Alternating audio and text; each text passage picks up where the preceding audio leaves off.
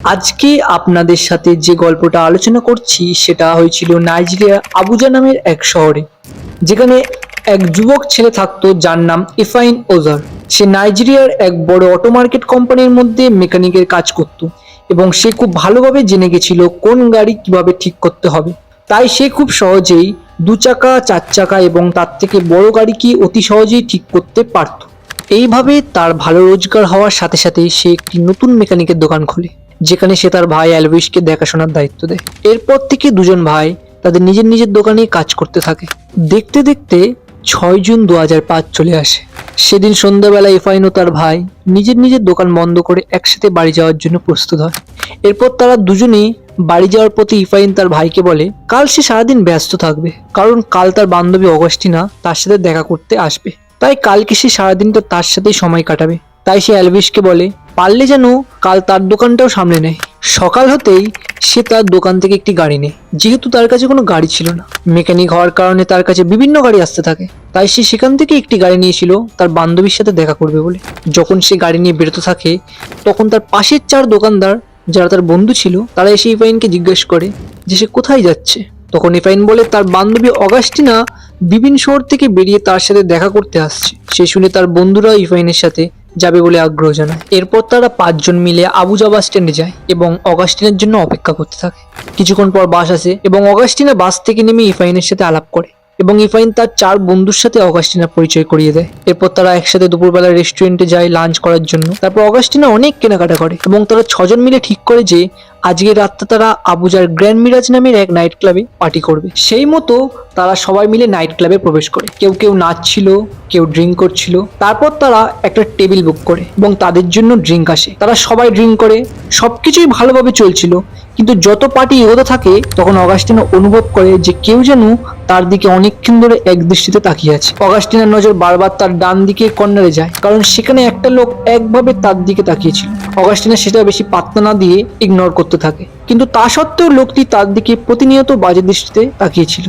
অনেকক্ষণ ধরে যখন অগাস্টিনা সেই লোকটাকে কোনো রকম পাত্তা না দেয় তখন সেই লোকটা তার জায়গা থেকে উঠে অগাস্টিনার সামনে এসে খুবই বাজে ভঙ্গিতে নাচ করতে থাকে। অগাস্টিনার খুবই অস্বস্তিকর বোধ হয়, তবুও সে সবকিছুকে ইগনোর করে বন্ধুদের সাথে গল্প করতে থাকে।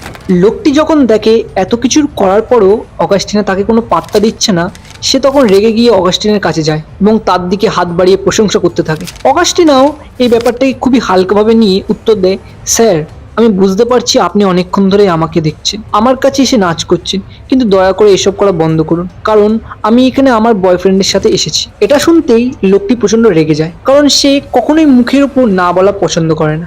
লোকটা আর কেউ নয়, সে ছিল এই আবুজা শহরেরই ডিসিপি ড্যানজুমা ইব্রাহিম। তাই সে তার এই ক্ষমতার অপব্যবহার করে ইফাইন ও তার 4 বন্ধুদের টেবিল থেকে এক এক করে তোলে, তাদের নাম জিজ্ঞাসা করে এবং তার সাথে এটাও জিজ্ঞাসা করে যে তারা কি কাজ করে। ইফাইন ও তার বন্ধুরা বলে যে তারা সবাই মেকানিকের কাজ করে। এটা শুনতেই ইব্রাহিম অগাস্টিনাকে বলে, তোমার বন্ধুরা তো শুধু সামান্য একটা মেকানিক, কিন্তু আমি একজন উচ্চপদস্থ ডিসিপি। এবার তুমিই ভেবে বলো যে তুমি আজকের রাতটা কার সাথে কাটাতে চাও। এই কথা শুনে 5 জন ছেলে তখন স্বাভাবিকভাবে প্রচন্ড রেগে যায়, কারণ একজন অচেনা ব্যক্তি কিভাবে তাদেরকে ছোট করে এভাবে কথা বলতে পারে, এবং তাদের এই রাগ গিয়ে পৌঁছায় ডিসিপির ওপর। এই 5 জন এবং অগাস্টিনাও ডিসিপিকে মারতে শুরু করে। দুতরফ থেকে প্রচন্ড হাতাহাতি শুরু হয়। এটা দেখে আশেপাশের লোকেরা এই মারামারি থামাতে চলে আসে। মারামারি থামতে ইব্রাহিম ক্লাব থেকে রেগে বেরিয়ে যায়, কিন্তু ইব্রাহিম এখানে থেমে থাকেনি। ইব্রাহিম বেরিয়ে যাওয়ার পর ক্লাবের পরিস্থিতি আবার নর্মাল হয়ে যায়, সবাই বেশ আনন্দ করতে থাকে। ইফাইন, অগাস্টিনা আর 4 বন্ধুরা ঠিক করে যে তারা আজকের দিনটা এইভাবে মাটি হতে দেবে না। তারা এখন অনেক ড্রিঙ্ক করবে, একে অপরের সাথে নেচে আনন্দ করে তবেই বাড়ি যাবে। আর এদিকে ইব্রাহিম তার গাড়ি করে এক মোড়ের মাথায় রাস্তায় গিয়ে পৌঁছায়, যেখানে আরো কিছু কনস্টেবল দাঁড়িয়ে ছিল। এই রাস্তাটা এমনই একটা জায়গা যে গ্র্যান্ড মিরাজ থেকে বেরিয়ে এই মোড়ের মাথার রাস্তা ক্রস না করলে বেরোনো যাবে না। সেখানে গিয়ে ইব্রাহিম কনস্টেবলদের দেখতে পেয়ে অর্ডার দেয় যে যদি এই রাস্তা দিয়ে 5 জন ছেলে আর একটি মেয়ে গাড়ি করে যায় তাদের তখনই যেন ধরে গুলি করে দেওয়া হয়, অর্থাৎ শুট অ্যাট সাইটের অর্ডার দেওয়া হয়। আর এটা বলে তারা সবাই টেররিস্ট, তাদের কাছে অনেক হাতিয়ার আছে। এই বলে সে চলে যায়। কিছুক্ষণ বাদেই ইফাইনরা পার্টি থেকে বেরিয়ে গাড়ি করে এই মোড়ের মাথার রাস্তায় আসে। তখনই হঠাৎ কে যেন গাড়ি নিয়ে তাদেরকে ওভারটেক করে তাদের গাড়ির সামনে এসে দাঁড়ায়। সেটা আর কেউ নয়, সেটা ইব্রাহিম ছিল। ইফাইন আর তার বন্ধুরা কিছু বুঝে ওঠার আগে তাদের উপর এলোপাতাড়ি গুলি চলতে থাকে। সেখানে ইফাইন সহ তার 3 বন্ধু অন দ্য স্পটে মারা যায়। শুধুমাত্র অগাস্টিনা আর ইফাইনের আরেক বন্ধু অ্যান্থনি বেঁচে ছিল, কিন্তু তাদেরও সময়সীমা বেশিক্ষণের ছিল না। আপনারা ভাবছেন গুলি তো সবার উপরই চালানো হয়েছিল, তাহলে তাদের মধ্যে শুধুমাত্র এরা দুজন বেঁচে আছে কি করে?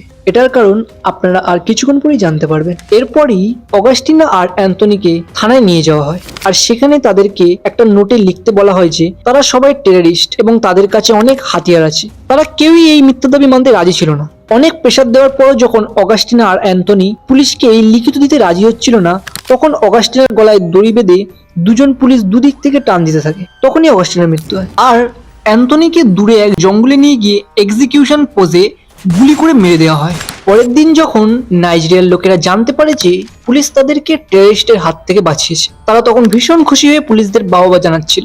সবকিছুই নর্মাল হয়ে গেছিল, কিন্তু সেটা বেশিক্ষণের জন্য ছিল না। পরের দিন সকালে যখন ইফাইন ও তার বন্ধুদের ফ্যামিলি মিডিয়ার কাছে রিপোর্ট করে দেয় যে তাদের ছেলেমেয়েরা কোনো টেররিস্ট ছিল না, তারা সাধারণ পরিবারের ছেলে, তারা শুধুমাত্র কাজের দরুন আবুজা শহরে এসে মেকানিকের কাজ করত, তখনই এটা নাইজেরিয়ার লোকেদের মধ্যে ছড়িয়ে পড়ে এবং তাদের রাগ ফেটে পড়ে পুলিশের উপর। সেই জন্য কোর্টে এই কেসটাকে ইনভেস্টিগেশন করার জন্য এক স্পেশাল টিমকে দায়িত্ব দেয়। ইনভেস্টিগেশন করার সময় পোস্টমর্টমে ধরা পড়ে যে সেদিন রাতে শুধুমাত্র ইব্রাহিমই ইফাইনদের গাড়িতে গুলি চালায় আর ইফাইন সহ তার 3 বন্ধুকে মেরে দেয়। শুধুমাত্র অগাস্টিনা আর অ্যান্থনিকে প্রথম দিকে বাঁচিয়ে রেখেছিল, কিন্তু পরে তাদেরকেও মেরে দেয়। অগাস্টিনাকে বাঁচিয়ে রাখার কারণ তো আমরা সবাই জানি, ইব্রাহিমের অগাস্টিনাকে পছন্দ হয়েছিল। কিন্তু অ্যান্থনিকে কেন বাঁচিয়ে রেখেছিল? কারণ সেদিন রাতে যখন ইব্রাহিমের সাথে ইফাইনদের হাতাহাতি হচ্ছিল, তখন একমাত্র অ্যান্থনি একজন ছিল যে ইব্রাহিমের কাছে ক্ষমা চাইছিল বারবার, আর বলছিল, স্যার এখান থেকে আমরা চলে যাচ্ছি, আমরা কোনো ঝামেলা চাই না। সত্যিটা বাইরে আসতেই দুজন পুলিশকে ডেথ পেনাল্টি দেওয়া হয়, কিন্তু তাদের মধ্যে ইব্রাহিমের নাম ছিলই না, আর বাকি পুলিশদের জেল হয়, যেখানে ইব্রাহিমও সামিল ছিল। কিন্তু 2 বছর পরেই ইব্রাহিম কোনো কারণবশত জেল থেকে ছাড়া পেয়ে যায়, আর এইভাবে দেখতে দেখতে 2017 চলে আসে। আর সেই সময় ইব্রাহিম কোর্টের কাছে তার চাকরি ফিরিয়ে দেওয়ার দাবি জানায়, এবং আপনারা শুনলে বিশ্বাস করবেন না, কোর্ট তার এই দাবি মেনেও নেয়। ভেবে দেখুন তো কতটা বাজে আইনি ব্যবস্থা থাকলে এটা সম্ভব। শুধুমাত্র যে ইব্রাহিম চাকরি ফিরে পেয়েছে সেটাই নয়, 2005 থেকে 2007 যতদিন সে জেলে ছিল ততদিন সে ফ্রিতে কোনো কাজ না করেই স্যালারি পেয়ে গেছে। ভাবুন তো কি বাজে আইনি ব্যবস্থা সেখানে। আমার মনে হয় না এর থেকে বাজে আইন ব্যবস্থা আর কোথাও আছে বলে। যাই হোক, এই কেস থেকে আপনারা কি শিখতে পারলেন আমাদের কমেন্টে জানান। দেখা হচ্ছে পরের ভিডিওতে নতুন কোনো গল্প নিয়ে।